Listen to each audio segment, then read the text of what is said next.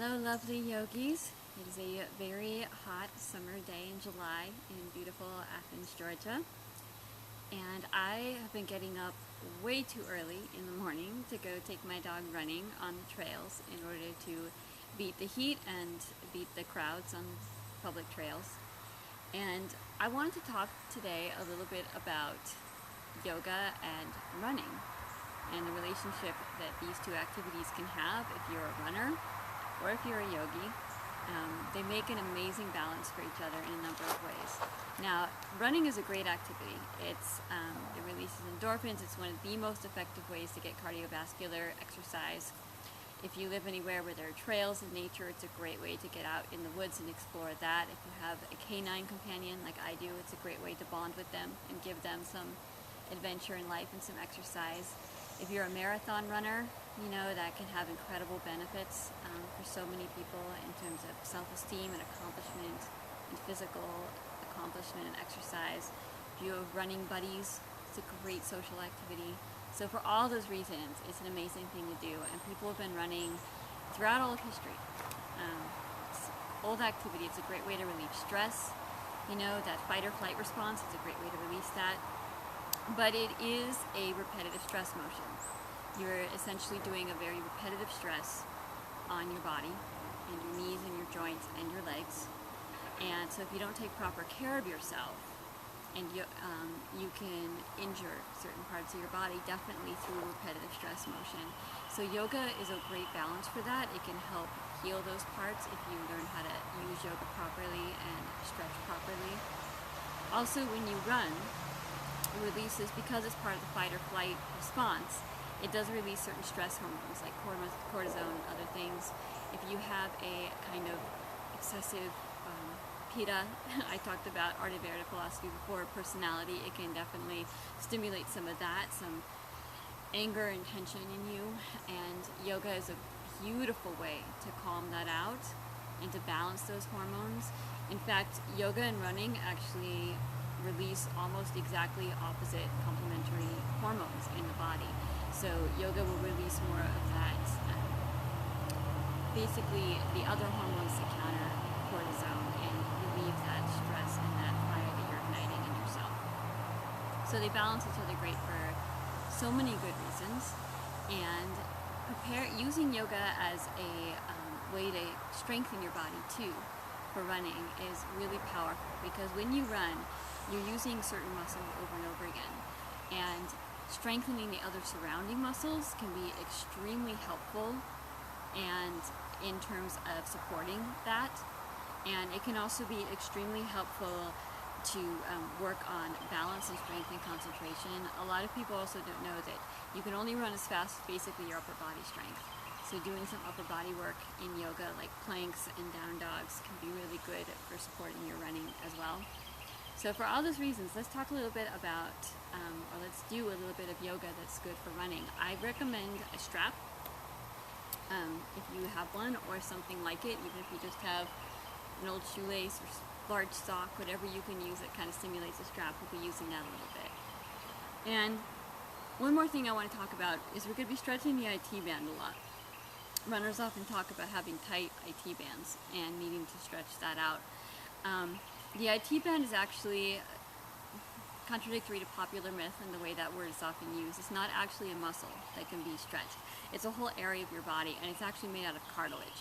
So there are a lot of muscles around the IT band, which is kind of the side part of the hip.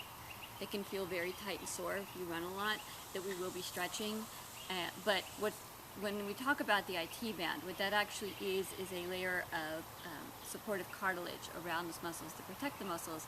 And that can't be stretched. It's almost like trying to stretch bone. We cannot actually stretch the IT band, but we can stretch all the muscles underneath it, around our thighs and hips. So that's what we'll be doing, just a little correction in how people often use that word. So let's just warm up for a minute, okay?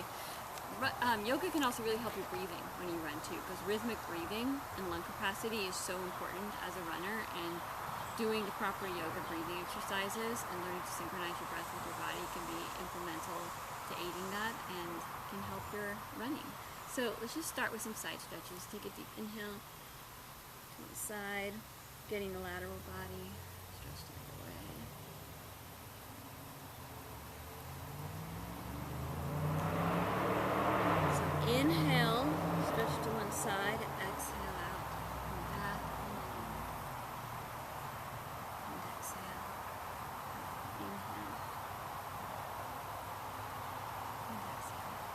Beautiful. Let's warm up the spine with some cat-cows. I like to start almost every yoga journey with this, just warming up the spine. Very important as you, so inhale, pull up your spine up, and exhale out. So as you run, you actually do condense the spine. Inhale, you fuse the vertebrae together. So this is a very important stretch for lengthening that back out. Because people actually who run obsessively can actually shorten their spine by condensing the bones in their spinal cord through that repetitive stress. So this is a very important way to lengthen that out.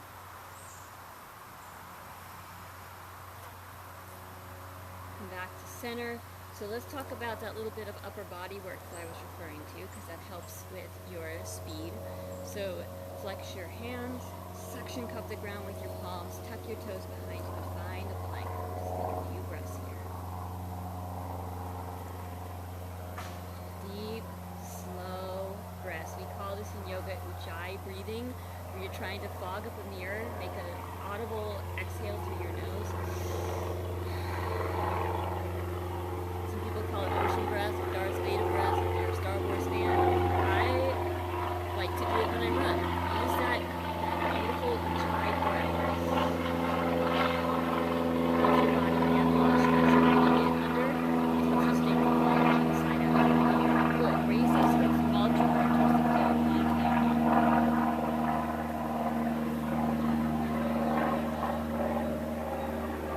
Walk your feet to your hands. That's another way to lengthen the spine, by the way. That down dog stretch. Inhaling up. Flat spine. Exhale down. Inhale, come back up. Take your hands to your heart. So let's try that down dog one more time. Let's use it as a chance to really stretch out our calves. Because when I run, my calves get extremely tight. So give yourself a back bend. Exhale, fold forward, and find that down dog again. And so find your plank. Find your plank one more time so you can find the alignment between your hands and feet. I want them the same distance they are in plank as they are in down dog. Now raise those hips and see if you can melt your heels towards the floor. You may not be able to do it perfectly, that's fine. If you've been running a lot, then your calves and Achilles heels are tight. So running and yoga complement each other out wonderfully, but they also fight each other a lot when it comes to what happens physically. Running does fight flexibility, which is why this balance is so important for our bodies. So try it. You can even walk the dog. Try one heel at a time. It might give you more of a stretch. Stretch out those calves.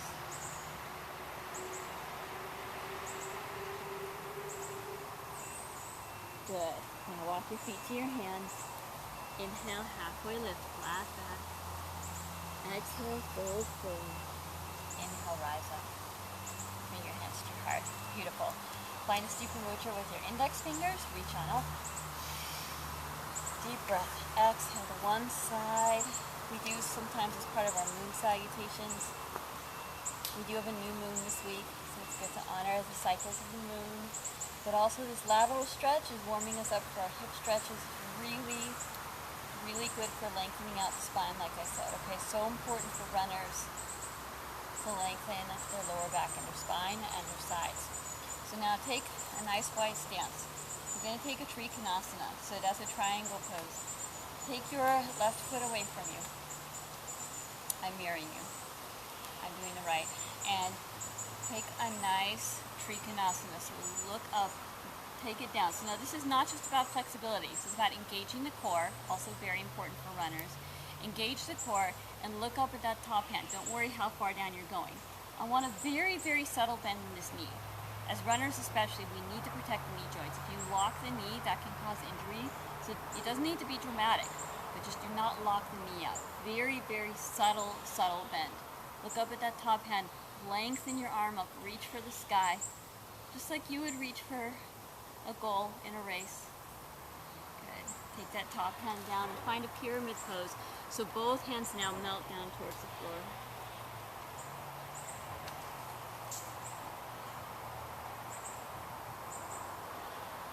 Right. Now take your right hand to the outside of your left shin and open up for a side stretch. Just twisted Trikonasana, a little twist.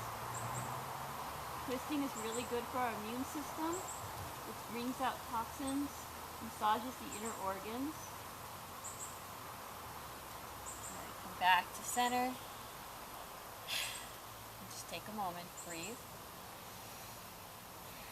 Use that Ujjayi breath again. Take your right foot, point it away from you. Your right foot, I'm mirroring you. Find your Trikonasana. Look up at that top hand, breathe. Remember, very, very subtle bend in this knee, right? Doesn't even have to be a bend that you can necessarily see, but just enough that you're not locking the knee joint. And do not worry about going down low to the ground. Make this a lift from the core, from the heart.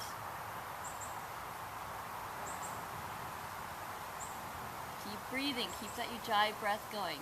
Yoga is a great way to manage to learn how to not hold your breath when you're using your body. So this can transfer to your running. Keep breathing as you move. Take the pyramid pose.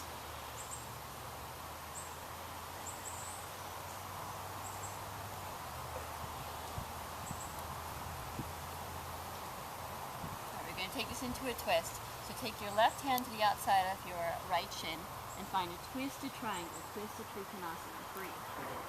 Now, if you run a lot, this might be a very intense stretch for your hamstrings and your hips, and that's good. Just take it gently. Don't push yourself.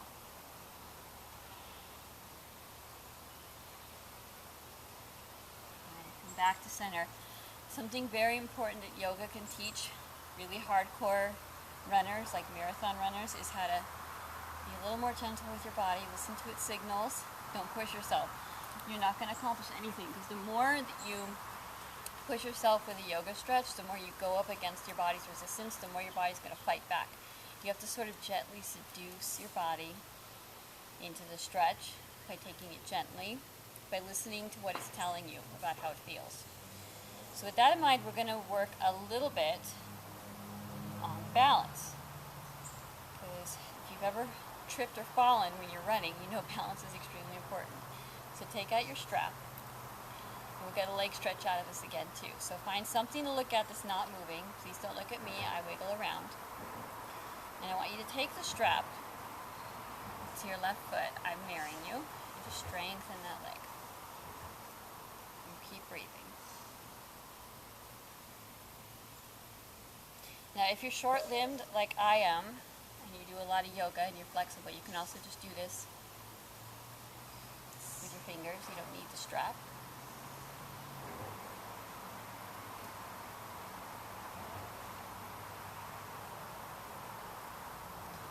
So now when you're ready, keep your focus on your drishti, your focal point. Take the strap in one hand if you're using it, and then open up that leg.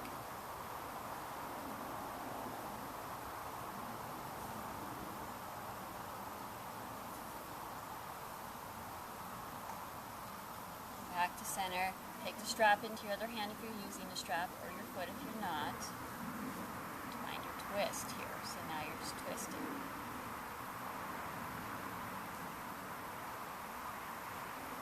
Keep that Ujjayi breath going. If you're holding your breath, I want you to notice that. Keep breathing. Good. Come back to center. Stand in Tadasana in mountain pose. Close your eyes. Notice if the two sides of your body feel a little different. They do to me. One side feels quite a bit looser, actually, just from that balancing, stretching. Shift your weight onto your left foot. And use the strap if you need it. Take the strap into your right foot. Give yourself a good stretch, a good hamstring stretch. Keep breathing.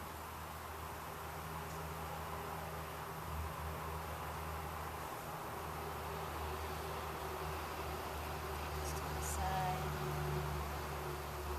So people sometimes ask me how much you need to stretch if you run a lot, or how much yoga you should do to balance out your running.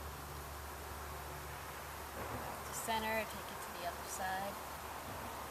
I recommend at least a little stretching before and after every run, even if it's just a few minutes, even if it means a slightly shorter run. Take that time for the sake of your body, for the longevity of your running practice.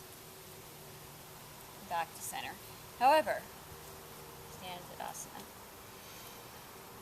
If you really want perfect balance in your body, then I recommend doing an equal amount of both, so that you're getting and right balance of hormones and strain and release for your body. But if running's really your passion, then just make sure you stretch a little. That's all I ask, for the health of your well-being before and after. So let's finish off all that balancing, right? A little breath of joy, a little stress release, very important for all of us. We'll do some breath of joy, which I learned from my kids yoga training. So it's a kids yoga move, but inhale up, exhale out. 2 more. Last one.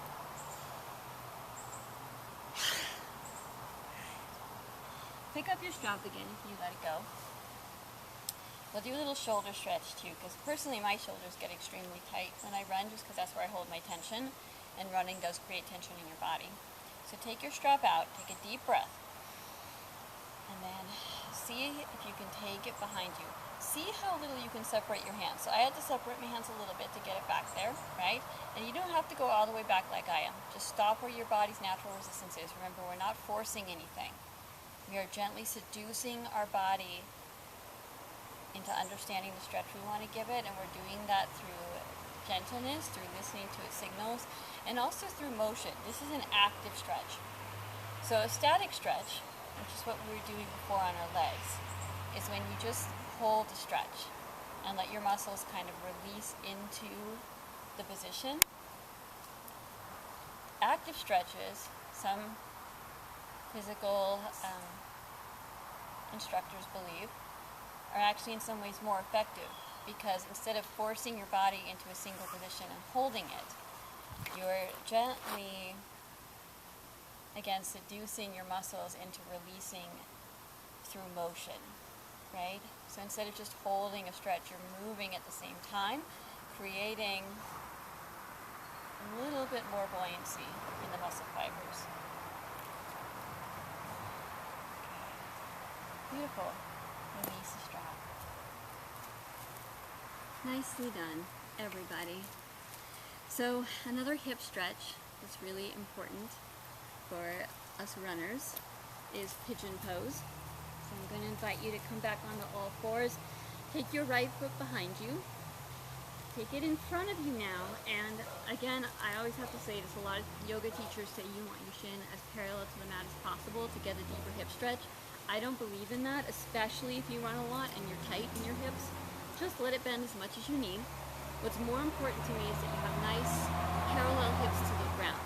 So I don't want the hips swinging one direction or the other. I want nice parallel hips. And it might help to put something under this opposite hip, like a blanket or a pillow. But you might want something a little more substantive. And again, see how much my leg is bending? That's fine. Let it bend as much as you want. I want your hips parallel to the ground. Inhale, open up your heart, and exhale, fold forward.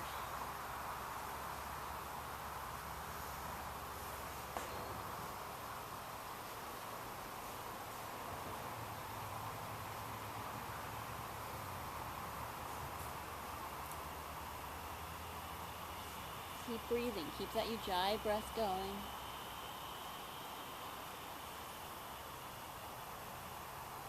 Come on out. So you want to hold each stretch. I'm not necessarily counting this perfectly. You want to hold a stretch for at least 30 seconds to get the full effects of it. So I recommend, if you are a runner with one of those little stopwatches, you can even time your stretches. Make sure it's about 30 seconds or about 15 slow, deep Ujjayi breaths. So take your left foot forward. We're going to try pigeon pose on the other side, and it might feel different on this side. That's normal. It's very, very normal. And I should have said this before, but if this does not feel good on your hips or knees, we really need to protect our joints as runners. We are putting a lot of strain on our knees when we run, and honestly, there's no such thing as a knee stretch. We do not have muscles in our knees. If you strain that, that's just damage. There's nothing that can actually repair that. A lot of runners and even intense yogis end up having to get knee replacements and hip replacements later in life. So if you're feeling any strain, here's an alternative, and I should have mentioned this before, I apologize, but an alternative to pigeon pose is you lie down on your back, and we're going to take figure 4. So you take your ankle to your thigh, and you weave your hands through, and pull that through, pull that towards you. So this is a beautiful alternative if pigeon pose feels hard on your knees or joints. I do want to emphasize that it's the exact same hip stretch. You're getting the same hip stretch this way. The only real difference is you don't have that kind of calming meditative effect of the forward fold. Some people find that extremely calming to fold forward like that in pigeon pose. So, but if it's not worth it if it's hard on your knees or hips. So listen to your knees. Keep breathing.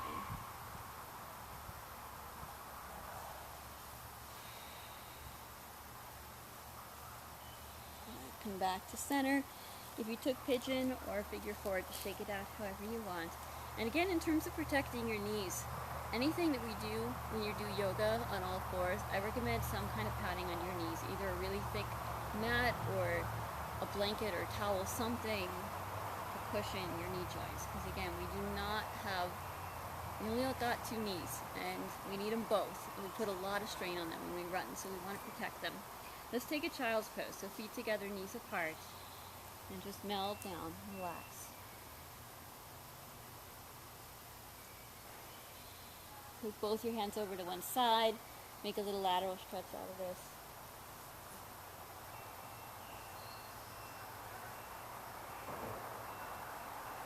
Come back the other way, take it the other way.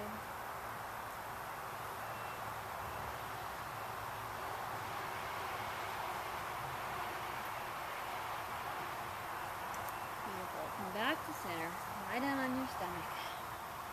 And we're going to take a little back bend. So you have some choices here. You can take a cobra pose. You can just lift up your chest and breathe.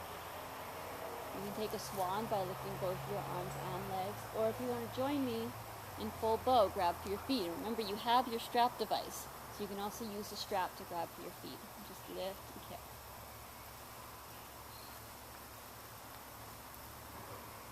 It's really important to open up the heart muscle and the chest, especially if you run a lot.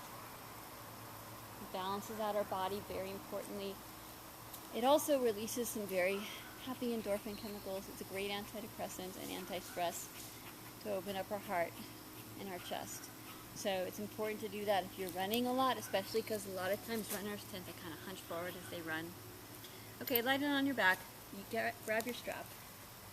We're going to do exactly what we did balancing on the floor, so we can feel the stretch a little bit more powerfully without the balance concentration.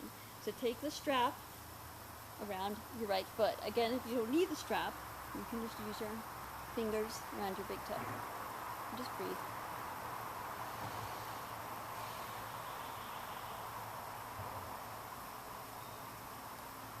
Good. Now take your left hand to your left hip. Open that leg out. And I want you to keep your hips on the ground. So do not lean over to get a deeper stretch to that side. In fact, you'll actually get a deeper stretch if your hips are parallel to the ground. Use your left hand to make sure that both hip joints are parallel to the ground here.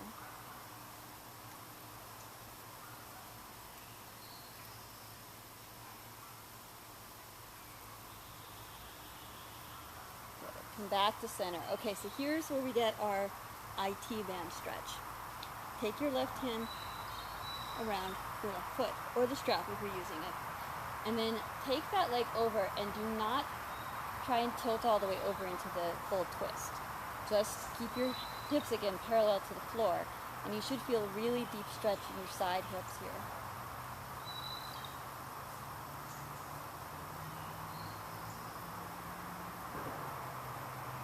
If you're a runner, this might feel very intense, so just a few more breaths. Alright, and then go ahead and take that leg over and let the hip lift and come into a more full actual twist, bringing out the core.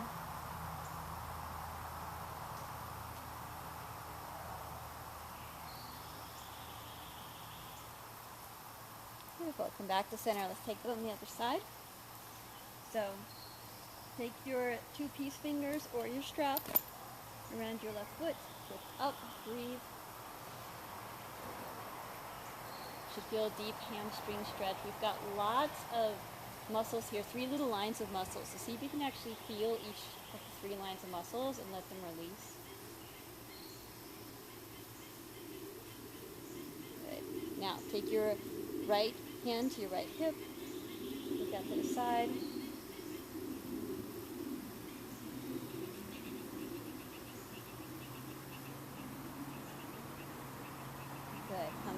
center. Sun is right in the eyes. Just take your right deep and stretch to one side. So keep your hips parallel to the ground as much as you can.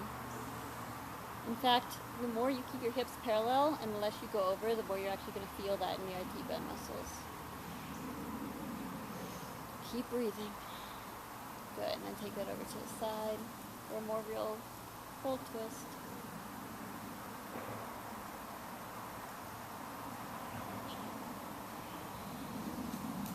Good. And back to center. I need to move over so it's not directly in my eyelid. And let's take a little reverse plank to balance out the plank we did earlier, okay? To strengthen more of the back muscles in our upper body, the higher back muscles behind us. So point your toes, lift your hips.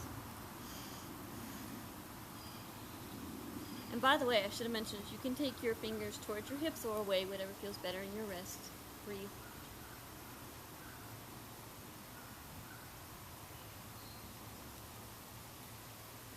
Come back down and take a well-deserved and well-needed Shavasana. So Shavasana means you just lie still, as quiet and peaceful as you can. This is amazing, amazing, and important medicine for runners. For people who are training their bodies to move and run and react, to actually just find stillness is one of the most powerful medicines, and it allows your body to recuperate. It gives your nervous system a genuine break and allows your body to actually have more strength for your next run, whether it's literally physically running or just metaphorical, running through life, whatever challenges you're facing, whatever you're trying to accomplish. You need that rest period, or else you literally run yourself dry and ragged, and you run out of steam. So we need this moment of rest. A well-held Shavasana is actually more powerful than even a full night's sleep if done correctly. The correct way to do it is genuine stillness. If you feel the need to wiggle or twitch, just observe it. Observe that urge without responding. Breathe deeply but without controlling your breath. Allow the earth to hold you, and allow your thoughts to become fluid. Do not try and control your thoughts. Do not become attached to them. Simply observe them from the outside and breathe.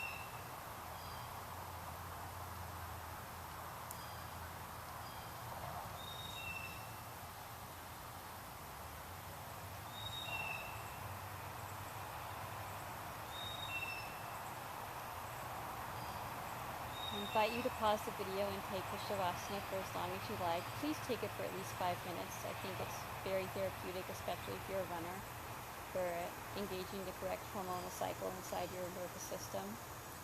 But for the sake of video time, I'm going to bring us out of it now. So wiggle your fingers and toes, stretch behind you. Take a deep breath. Roll over onto one side.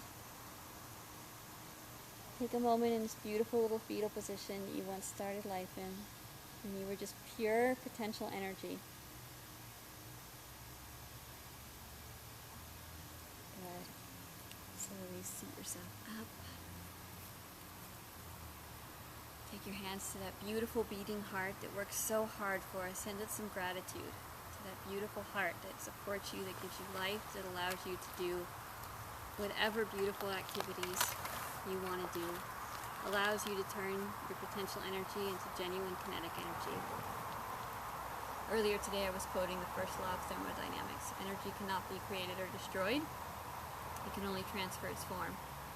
That's what we do when we breathe and live. It's what we do when we run. It's what we do in our yoga practice. It's what we do when we exist. So let's honor that with the beautiful sound of Om. It has no religious significance. It's simply a resonating, deep, calming sound that unites us with the forces of the universe. So take a deep inhale.